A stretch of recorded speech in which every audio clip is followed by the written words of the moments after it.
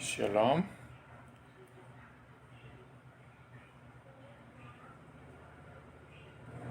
saya ingin mendokumentasikan sebuah kejadian yang bagi saya semua punya makna pada saat kejadian itu terjadi, dan pemaknaan itu apa dan bagaimana ke depannya. Saya mencoba untuk mencatatkannya dalam dokumentasi ini. Dulu pada saat kami tinggal di Jalan Tukat Pejusari, kami punya tetangga namanya Mas Ipung. Dia seorang pedagang nasi goreng di malam hari, dan saya atau kami tepatnya berlangganan nasi goreng beliau. Dalam perjalanan itu, kami berelasi cukup intens. Pernah keluar untuk berteman, berelasi bisnis, dan berelasi di audio elektronik yang dia juga bisa menservis TV, audio, tape mobil, dan sebagainya. Setelah saya pindah ke Panjer, saya tidak pernah bertemu lagi dengan Mas Ipung.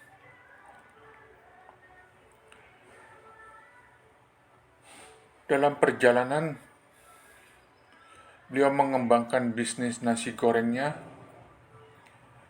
dengan membuat sebuah gerobak baru dan menjual di bukan seputar Jalan Tukat Banyusari.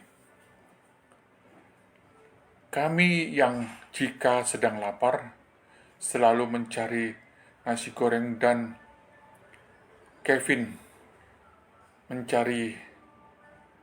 membeli nasi goreng di Jalan Tukat Banyusari yang istri Ipung berjualan di sana.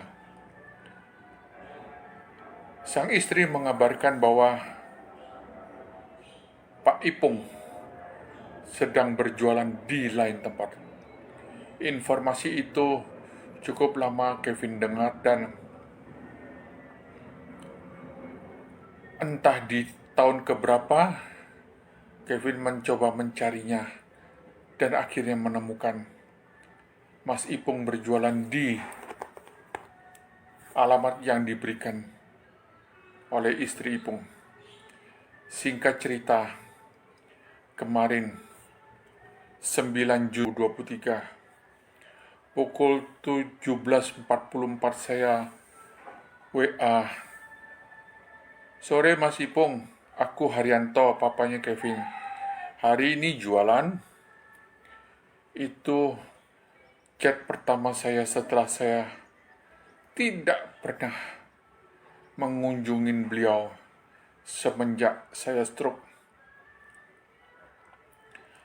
18 Oktober 2015. Dan karena hari Minggu kemarin istri saya tidak memasak seperti biasa, harus melakukan pekerjaan rumah, menggosok tumpukan jemuran yang sudah harus digosok, maka saya diberi ingatan kepada diri saya oleh Tuhan Yesus bahwa saya harus mencari nasi goreng Mas Ipung yang Kevin sudah beberapa kali beli di Jalan Pandu, dan saya mencoba untuk mengontaknya. Apakah Mas Ipung sudah jualan hari-hari ini? Karena dalam seminggu kemarin bertepatan dengan hari Idul Adha, saya pikir mereka akan pulang kampung. Kevin sudah mendapatkan nomor Mas Ipung yang pada saat dia berbelanja nasi goreng di Jalan Pandu itu. Saya mengontaknya. Terjadilah sebuah kepastian bahwa Ipung tidak pulang kampung atau sedang berjualan minggu kemarin. Setelah saya selesai mandi, saya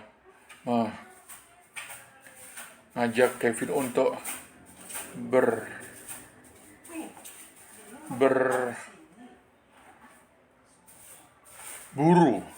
dan saya ikut di dalam membeli nasi goreng tersebut. Nasi goreng yang saya beli adalah 2 bungkus nasi goreng dan 2 bungkus mie goreng. Dalam perjalanan, Kevin mengatakan, "Pak, makan di sini aja satu, karena mie goreng sedang diproses, jadi menunggu agak lama." Yang mengejutkan, Mas Ipung mengatakan,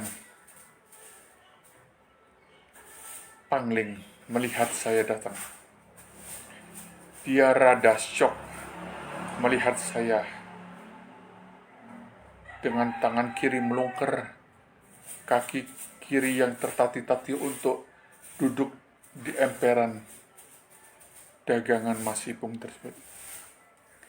Setelah berbincang-bincang sejenak, dia mengatakan, "Saya kira yang berdiri itu adalah Mas Haryanto, dan yang duduk itu adalah papanya Mas Har." Saya kaget. Hah? Jadi Mas Ipung menganggap bahwa yang berdiri itu adalah saya, padahal yang berdiri itu adalah Kevin, dan yang duduk itu adalah saya. Dia syok karena melihat saya tertati-tati untuk ada di warungnya, dan dia berpikir yang tertati-tati itu adalah papa saya, bukan saya.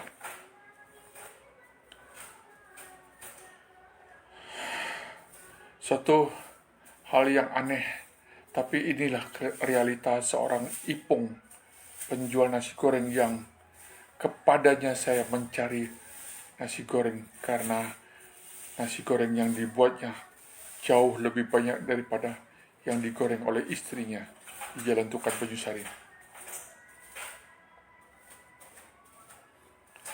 Saya berpikir,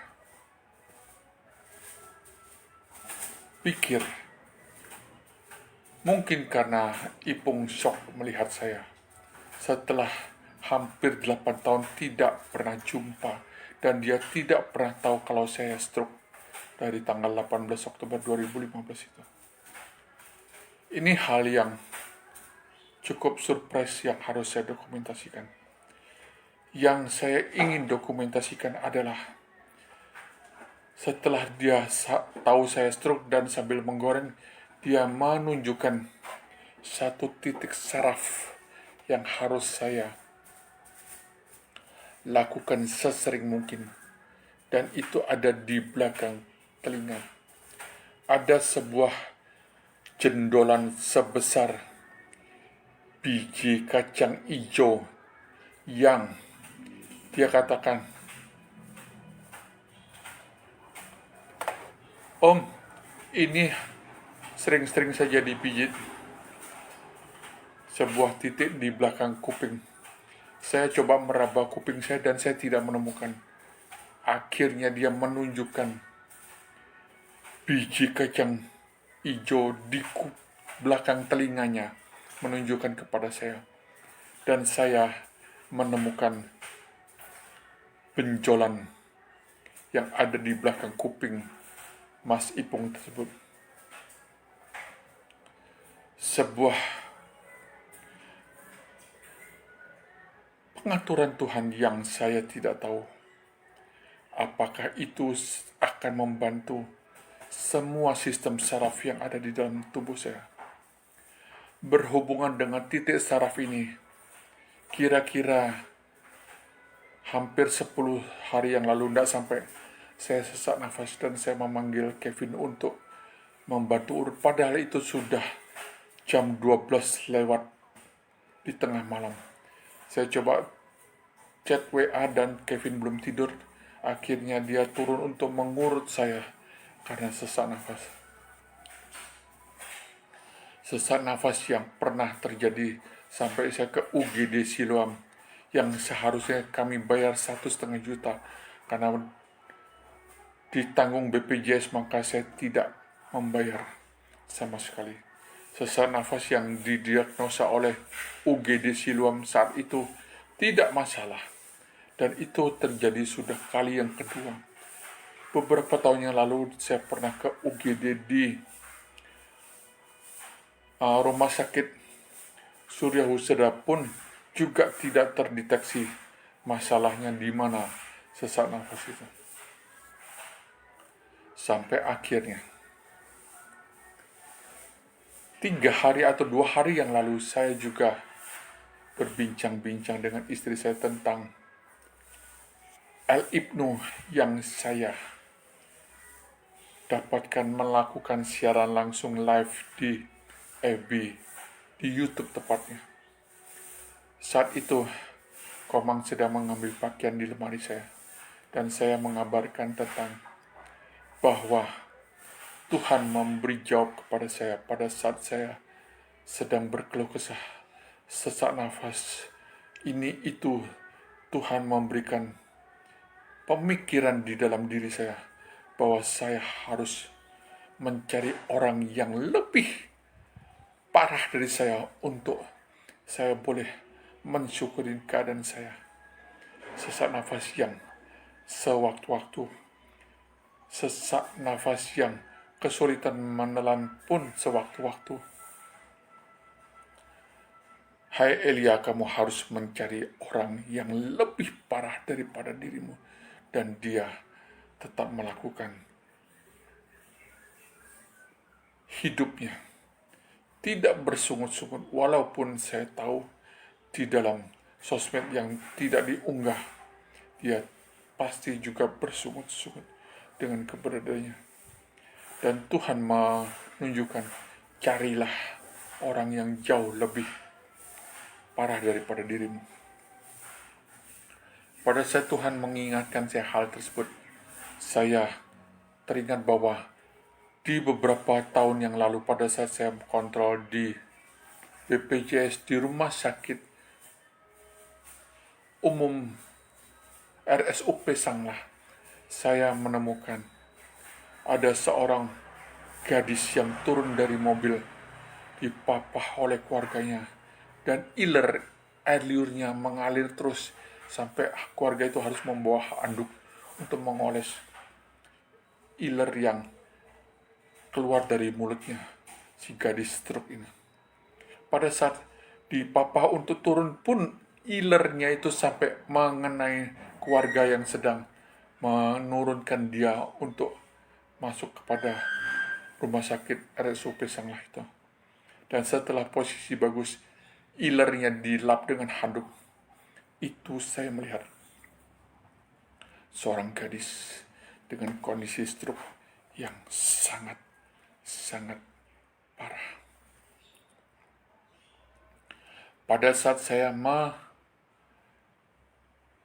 mengingat akan pesan Tuhan, carilah orang yang lebih parah daripada dirimu, dan engkau harus bersyukur karena engkau tidak separah dia.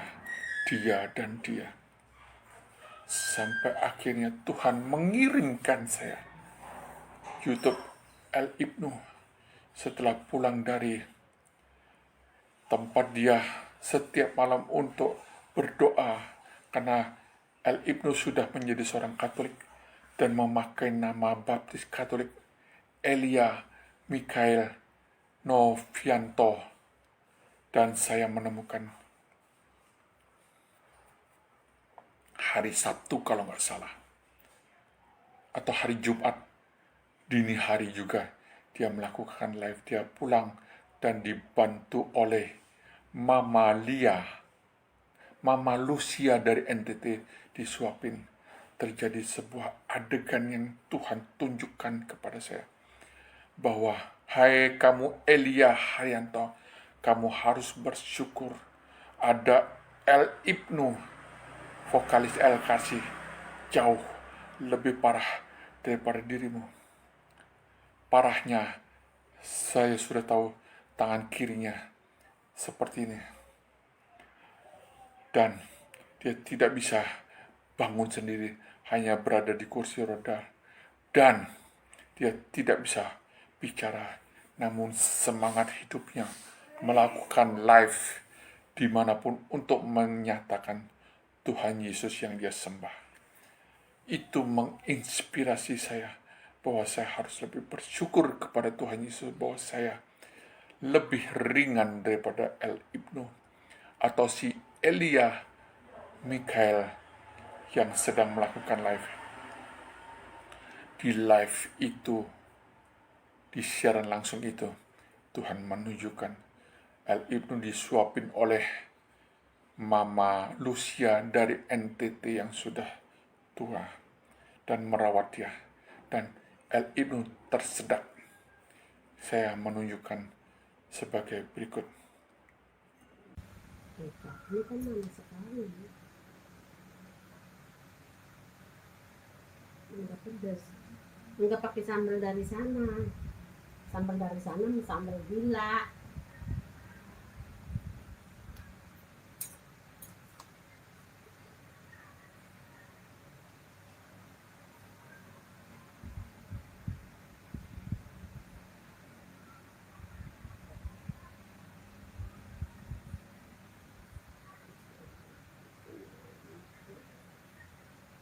Makanya kayaknya siang tadi makanannya.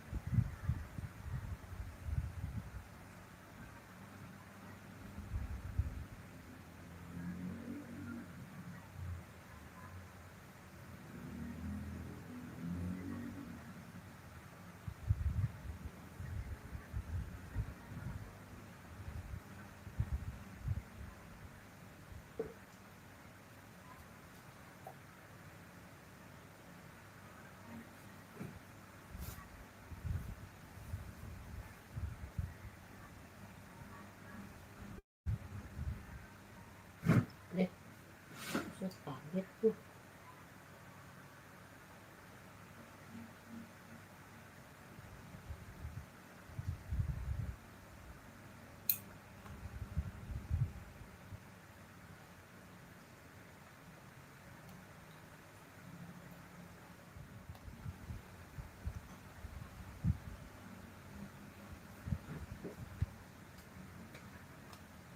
Makanya susah banget sih.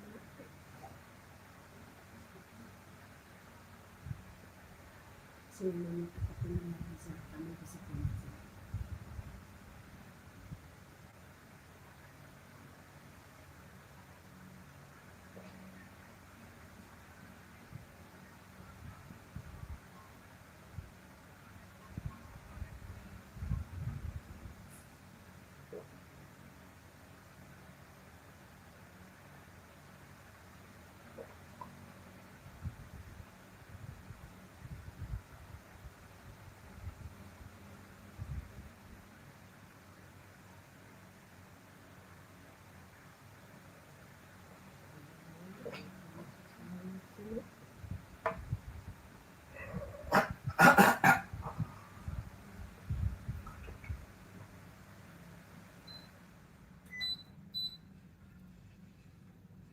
Aku mati.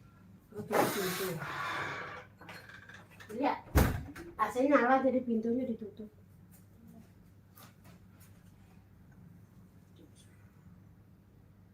Susah banget sih makannya.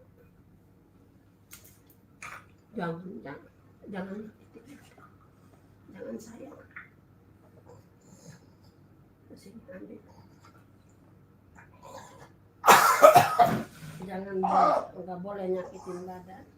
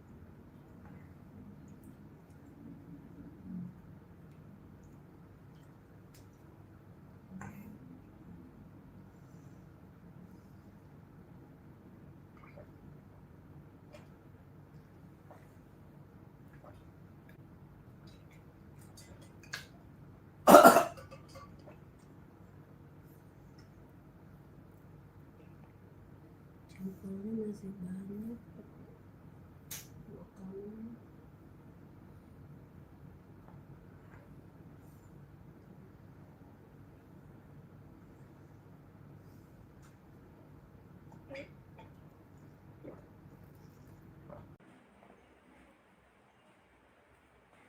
Dan kiranya jawaban Tuhan akan keadaan pengucapan syukur yang saya, Elia Haryanto, harus lakukan, Tuhan telah berikan setahap demi setahap sesuai dengan keperluan saya. Dan itu Tuhan lengkapin kemarin hari Minggu tanggal 9 Juli 2023 dengan Tuhan memberikan titik yang harus saya panaskan di kedua telinga saya. Dalam perbincangan saya dengan Komang Artini, istri saya, menunjukkan El Ibnu, dan dalam urut yang Kevin lakukan, ada sebuah kalimat yang saya katakan, kalau saya menemukan suhu yang boleh mengetahui di mana titik saraf itu yang harus kita sering pijit atau tekan, maka sesak nafas itu akan berkurang. Karena saya tahu dulu banyak suhu-suhu di Tiongkok yang mengerti titik-titik saraf yang harus kita pencet untuk jenis penyakit apa maka akan sembuhlah atau berkuranglah penyakit kita. Ternyata Tuhan jawab. Kemarin Mas Ipung mengatakan, Om harus mencari titik ini yang dia tunjukkan di mana dia menemukan titik penjualan sebesar biji kacang hijau itu di telinganya, dan saya mengetahui, oh di sana akhirnya malam kemarin saya menemukan. Dan setelah saya menemukan, saya melakukan pemutaran di 2 titik kiri dan kanan telinga saya. Hari ini saya lumayan untuk tidak sesak nafas lagi. Demikian dokumentasi yang saya harus kerjakan. Akuilah Tuhanmu dalam segala lakumu, maka Tuhanmu, yaitu Tuhan Yesus, akan meluruskan jalanmu. Itu adalah perjalanan stroke yang saya harus dokumentasikan dengan kebersandaran penuh kepada Tuhan Yesus yang saya sembah.